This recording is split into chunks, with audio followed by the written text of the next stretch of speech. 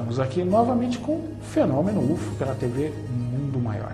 Conosco, mais uma vez, o ufólogo, hoje radicado na Espanha, Pablo Villarruel. Tudo bom, Pablo? Tudo bem, de volta, né, que é o programa, e feliz. Bom, no último programa, né, vocês que nos acompanharam, nós tratamos, vamos dizer, da ufologia de um modo geral, né? Hoje eu gostaria de entrar, Pablo, mais na pesquisa ufológica em si. Os casos que ocorrem na Espanha, na Europa, que você gostaria de destacar. Mas eu já vou começar de cara. Você comentou comigo ao telefone um caso que um príncipe de Camarões relatou um caso para você. Você disse que o caso era absolutamente fantástico. O que foi que ocorreu lá em Camarões que esse príncipe quis comentar com você? Foi interessante, foi uma viagem que fiz em dezembro de 2005 até a República dos Camarões, na África Equatorial, um país realmente fascinante, selvagem ainda, com várias tribos, pigmeus e tudo mais, e nós chegamos até o norte do país, até proximidades do Lago Chad, uma região até perigosa, hoje em conflito, né? Então, em um povoadinho, uma aldeia praticamente, encontramos um príncipe local, um rapaz jovem, 30 e tantos anos, ele falava francês, inglês, idioma local. Então me comuniquei com ele em francês e ele me revelou uma série de coisas interessantes. Entre elas, que ele tinha conhecimento de que num lago, à beira do Lago Chad, fazia pouco tempo, estamos naquele momento, fazia 4, 5 anos, talvez no ano 2000, por volta do ano 2000, vários pescadores observaram como um objeto enorme, luminoso, de mais de 100 metros de diâmetro, descia ou parecia descer na superfície à beira do lago. Esses pescadores se aproximaram depois daquilo e viram uma enorme marca, depois de desapareceu, o objeto foi embora, né? Enorme marca que o objeto deixou naquele lugar e retornaram às suas casas, só que as consequências foram verdadeiramente nefastas. Quase em torno entre 15 e 20 pescadores faleceram depois daquilo. O príncipe me comentou que agentes do serviço secreto do governo da República dos Camarões estiveram lá, inclusive conversaram com ele, falando também desse caso, para averiguar o que havia acontecido. Não tiveram resposta para aquele fenômeno. É um caso ainda inédito, viu? Parece que ninguém recolheu essa história, pelo menos ninguém publicou até o momento. Digo porque em muitas regiões do planeta, com certeza, vamos encontrar muitos casos ufológicos que, por não existirem ufólogos, jamais vão ser registrados. Eu acredito que tenha talvez sido algum tipo de energia residual que ficou ali no local, né? Algum tipo de radiação danosa. E, infelizmente, novamente, a ignorância, né, Pablo? Porque se as pessoas tivessem uma orientação, elas jamais se aproximariam de um objeto desse tipo. Possivelmente tenha sido a maior catástrofe da história da ufologia, porque eu não conheço mortes isoladas, um caso ou dois no máximo, mas não um grupo tão numeroso de pessoas, né, que tivessem falecido ao mesmo tempo. E outro, o problema do Chad é o mesmo problema da Amazônia brasileira, né? A baixa quantidade de pessoas. Quando existe um número razoável, não existem ufólogos, então acontecem os casos ali, realmente, como você falou, não tem a quem se relatar isso e acaba sendo perdido, que é uma pena. Exato. Né? Mas o que mais que você notou ali em termos ufológicos na África, Pablo? Outra coisa interessante, por exemplo, eu estive em dezembro passado no arquipélago de Cabo Verde, um lugar maravilhoso, antiga colônia portuguesa, né? E fui até a ilha mais remota do arquipélago, a ilha de Santo Antão, tá? Mais setentrional também. Lá, como te disse, também não existem ufólogos, porque realmente as ilhas são muito pobres, as pessoas muito amáveis.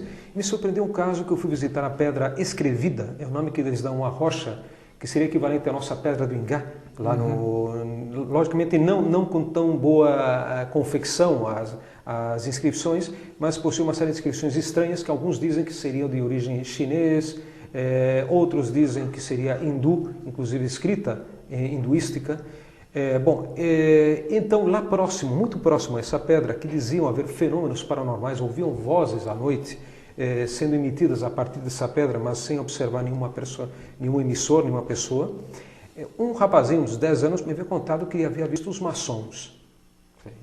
Bom, e maçons? Há maçons aqui na ilha? Perguntei. Eu vi os maçons. E conte-me como eram esses maçons.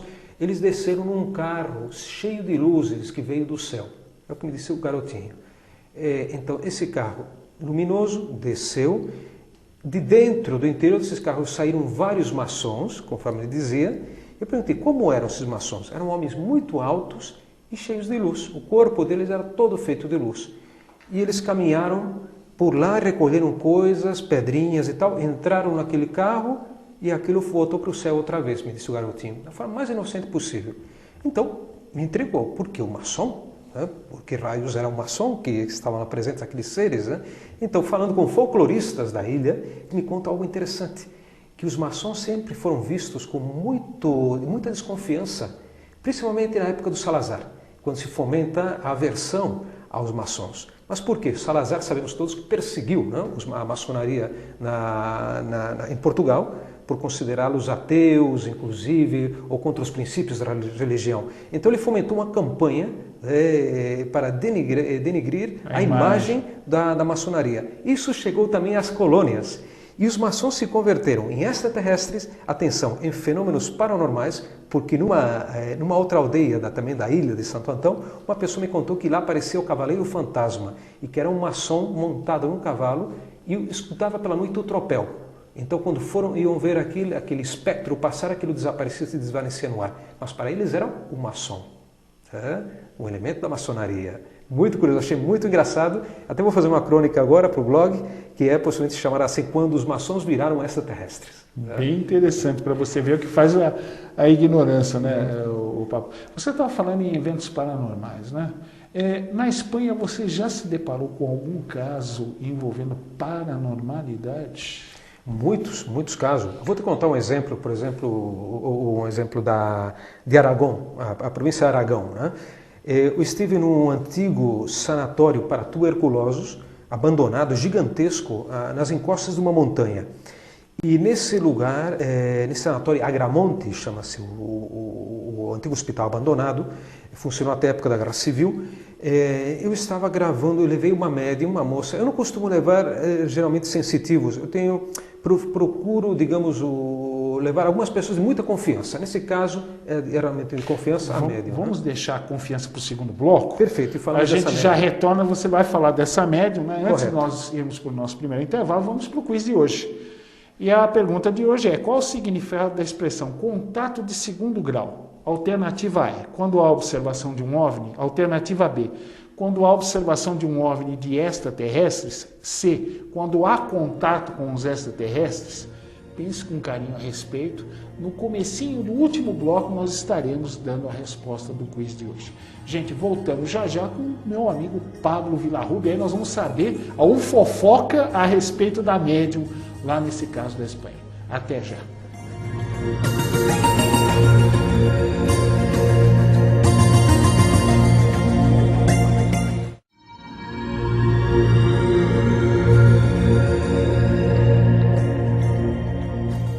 Estamos aqui para o segundo bloco do Fenômeno UFO de hoje, conosco novamente o nosso amigo, o ufólogo lá na Espanha, Pablo Villarrubia. Mas antes de nós continuarmos a entrevista, vamos fazer aquele nosso convite. Clube Amigos da Boa Nova, conheça, se associe que você vai estar, através da sua mensalidade, nos ajudando a crescer cada vez mais. Nós aqui da TV Mundo Maior, da Rede Boa Nova de Rádio.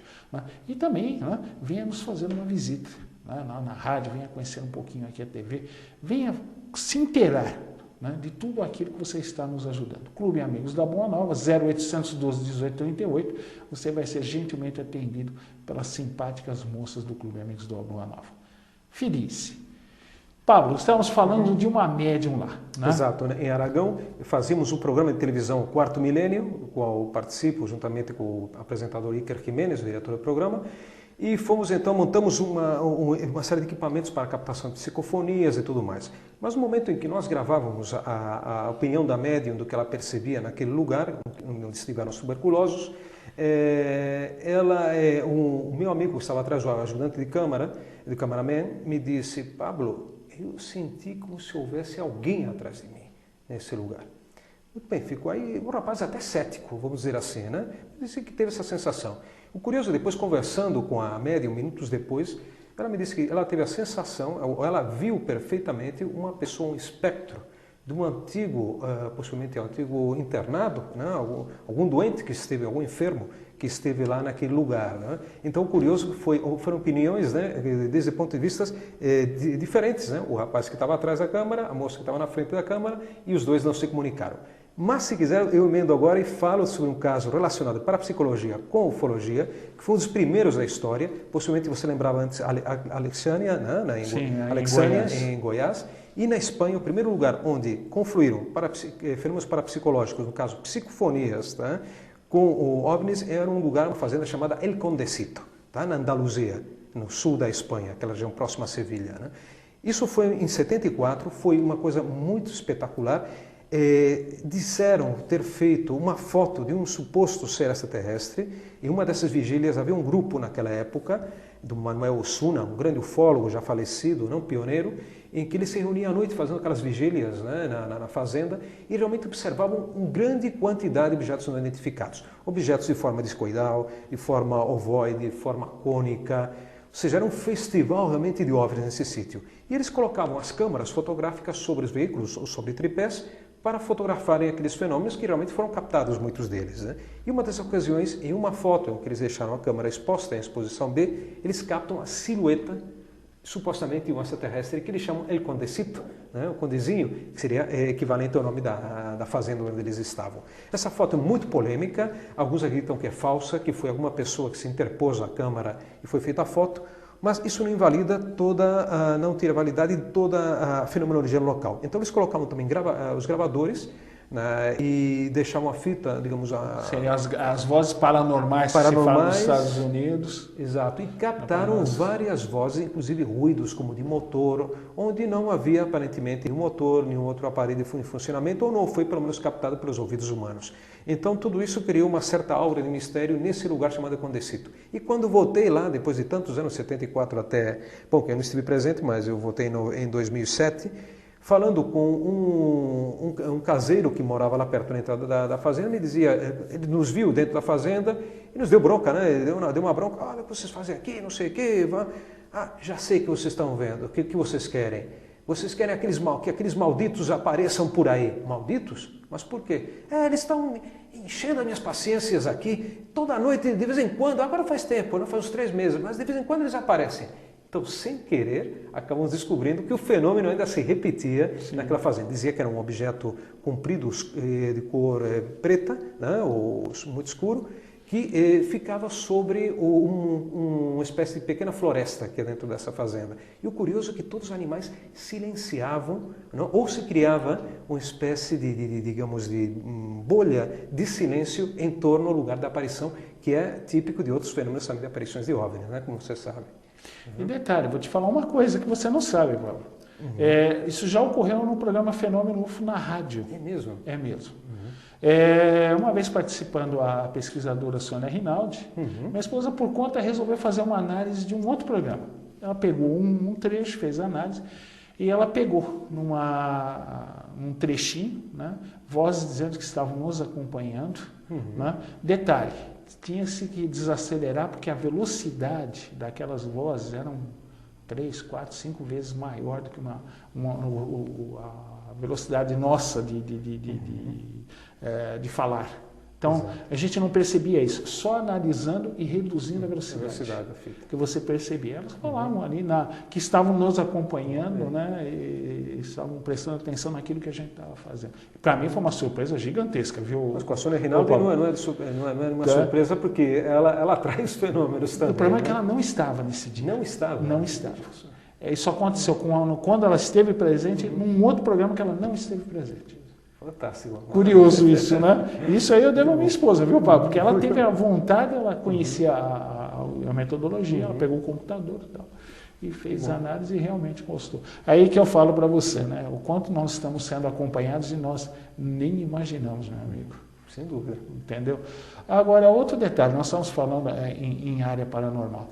E caso de cura ali, você já pegou alguém que foi curado por essas entidades? Veja que curioso, agora lembrei de um caso acontecido talvez no ano 1980. Era um rapaz, se não me engano, chamado Carlos.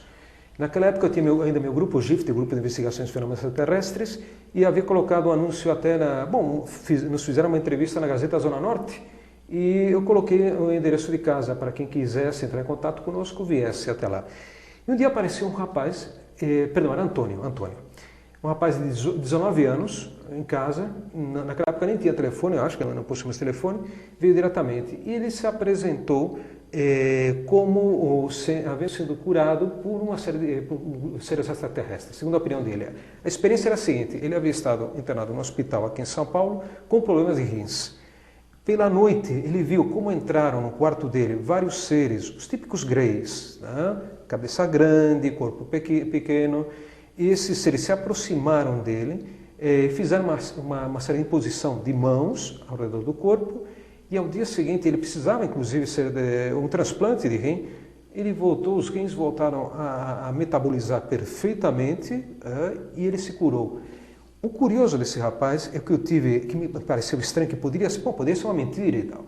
O que me fez desconfiar que pudesse ser verdade é que um dia, andando pelo centro de São Paulo, um ano depois, eu tentei procurá-lo, não consegui, porque eu liguei até para o trabalho dele e havia desaparecido. Aliás, se ele nos ouvir e quiser entrar em contato contigo, agradeceria, tá, Antônio? Por favor, faz muitos anos, estou falando do ano 1980, vou pelo centro de São Paulo e nunca esbarrei com ninguém, assim, de uma forma brusca, esbarro com uma pessoa, eu levava uma valisa, ele também, o rapaz, quando ele vai se levantar, era um Antônio que estava lá.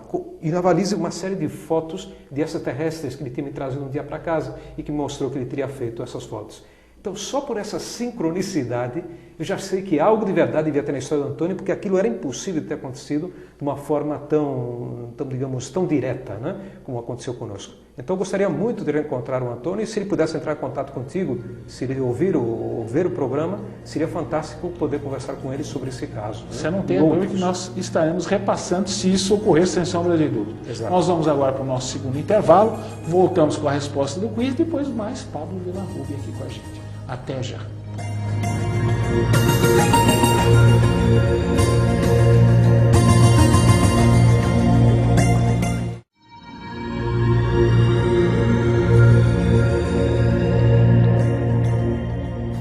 Estamos aqui para o último bloco do Fenômeno UFO de hoje com o Pablo Villaruby. Mas antes de nós continuarmos a entrevista aqui, vamos para a resposta do nosso quiz de hoje. E a pergunta é: qual o significado da expressão contato de segundo grau? Alternativa A, quando há observação de um OVNI. Alternativa B, quando há observação do OVNI e da sua tripulação, ou seja, dos extraterrestres. E alternativa C, quando há contato com extraterrestres. A resposta é a alternativa B. Contato imediato de segundo grau, quando se observa a nave e a sua tripulação do lado de fora, né? Terceiro grau, né, nessa categoria, existe um outro tipo de contato que vai até quinto grau, né? Esse aqui é mais ligado ao Alan Hynek. Terceiro grau é quando você ganha carona, vai parar lá dentro da nave e tem uma interação com os seres. Então, alternativa B. Pablo, vamos lá. E em termos de cinema na Espanha, o que se tem feito na área ufológica? Nós tivemos agora aí, né, Jornada nas Estrelas retornando, nós tivemos o Dia em que a Terra Parou, o remake, né? O remake. E na Espanha, meu amigo, como é que anda essa área? O povo espanhol anda interessado nos filmes de ficção científica? Como é que está essa área lá na Espanha? Curiosamente, agora as pessoas estão interessadas mais nos documentários, né? Como que estamos fazendo agora. Porque, como eu disse, o fenômeno OVNI ficou praticamente esquecido, e graças ao quarto milênio, o programa nosso, do Iker Jiménez, temos recuperado os casos antigos, como te falei do Condecito, né? Ou porque recentemente não há muitos casos importantes, pelo menos, né, que temos detectado. E então, graças a esse programa, estamos fazendo dramatizações de casos antigos, que as pessoas estão gostando muito, gostam, e temos audiência até de muita gente, mais de 1 milhão e meio de pessoas que gostam. Taxistas gostam muito do fenômeno OVNI, isso eu digo porque pego táxi para ir para a rádio e tal, perguntam, não, por favor, queremos mais o fenômeno OVNI. Então eu vejo que há algumas pessoas que realmente estão interessadas, né? Determinadas pessoas.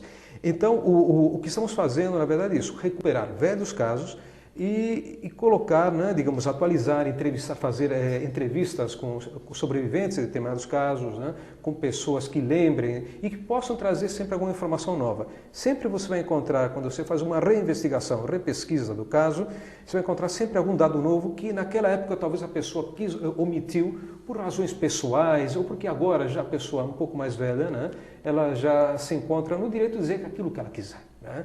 Então, isso sim. Então, esse tipo de documentários que duram mais ou menos, eu faço documentários de 15 minutos, tá? Depois com uma mesa de debate de meia hora, são 45 minutos. Tem atraído sim muita gente, na verdade. É muito mais do que imaginava. O que acontece é que muitas pessoas omitem dizer que gostam do fenômeno OVNI. Mas eu sei que médicos, o vizinho meu que é médico gosta, outro vizinho que é dentista também gosta do fenômeno OVNI, e até um vizinho cigano que adora também o fenômeno OVNI, que mora lá perto de casa. Né? Em termos de receptividade do teu programa em outros países da Europa e de outros programas do gênero na Europa, como é que... Olha, que eu saiba, por exemplo, a receptividade é muito boa, principalmente na América Latina. As pessoas têm visto o programa, tem saído uma série de DVDs que tem sido vendidos também no México, na Argentina, e os livrinhos também, né? Contando um pouco as histórias.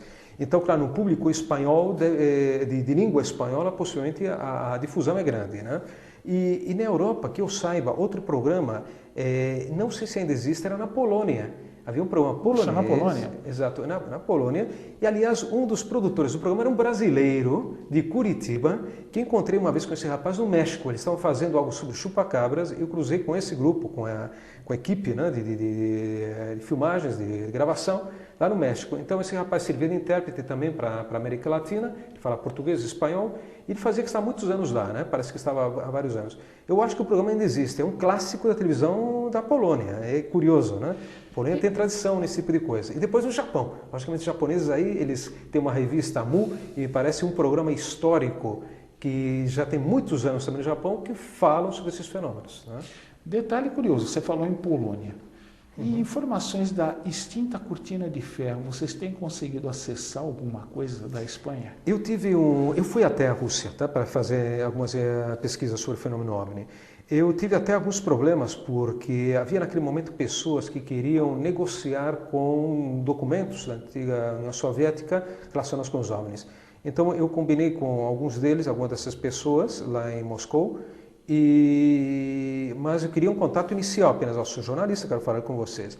Mas eu vi que essas pessoas queriam vender esses documentos, né? E por um preço bastante alto. Eu disse, olha, eu acho que até é legal, me parece que vocês queiram vender esse tipo de documentos, né? Eu aceitaria de todo grado a informação como uma formação aberta perfeitamente, sem nenhum problema.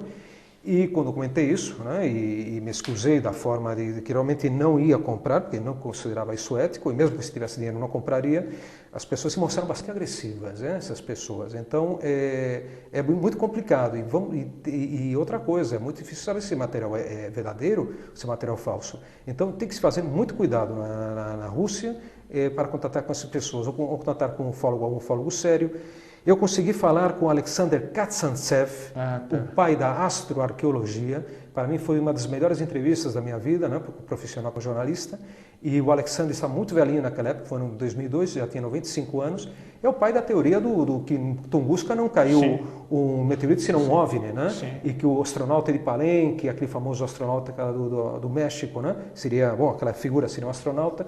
Eu fiquei muito emocionado em poder falar com um grande sábio da antiga União Soviética, Alexander Kazantsev. E de outros países ali da região, você tem conseguido alguma coisa? Da Romênia, tenho conversado com alguns ufólogos da Romênia, e eles têm casos muito interessantes, mas logicamente não chega aqui a informação. Bloqueio também a questão de idioma, mas como alguns falam inglês, poucos, mas falam. Por exemplo, há um caso importantíssimo de uns seres extraterrestres que, ou supostamente, que entregavam barrinhas aparentemente de ouro a habitantes de uma floresta da Romênia. Tá? E depois parece que o serviço, isso foi na época do antigo ditador Nicolau Ceausescu. Exatamente. E parece que o serviço de inteligência intervieram nessa questão, recolheram esse material entregue para essas criaturas, né? E a história foi abafada completamente. É um caso muito interessante. Né? Tá. E além de Romênia, mais alguém? Ou de outros países que eu tenha contatado? Da antiga cortina de ferro, porque é difícil aquela época, era uma região muito fechada do mundo. Muito fechada. Né? Agora mesmo não lembro, mas com certeza deve ter alguma carta, algum Hungria, tem casos, mas agora a República Tcheca. República Tcheca, né, por exemplo, mas eu digo, esse grupo de pessoas, eles trabalham muito à parte e pelas questões idiomáticas também eles ficam muito restritos à região deles. Tá? Tá. Voltamos agora um pouquinho de novo para a Escandinávia. O que mais que você tem garimpado naquela região? Olha, porque é muito difícil a gente ter, é difícil a gente ter casos aqui, por exemplo, de lá. Exato. Talvez por causa de idioma, né? Sem dúvida. Apesar que eles falam, a maior parte deles falam inglês, né? Fala. Simplesmente é que há uma barreira, parece que não há um conhecimento parte do resto do mundo ocidental em relação aos trabalhos deles. Mas, por exemplo, nos anos 50 houve uma onda OVNI, ou vaga, como dizem em Portugal, com muitos humanoides, por exemplo, com muitas figuras humanoides. É uma coisa impressionante e pouco sabemos. Bom, Pablo, infelizmente, né, vamos esperar que você retorne o ano que vem aqui para o Brasil para que a gente possa continuar esse papo, que, olha, daria para durar dias. Então, antes da gente encerrar, eu queria agradecer a você, Pablo, tá? E fazer aquele convite aos nossos telespectadores que quiserem participar aqui conosco, né, com pautas, com sugestões. É muito simples, é fenômenoufo@tvmundomaior.com.br, você entra direto aqui conosco. Pablo, muito obrigado.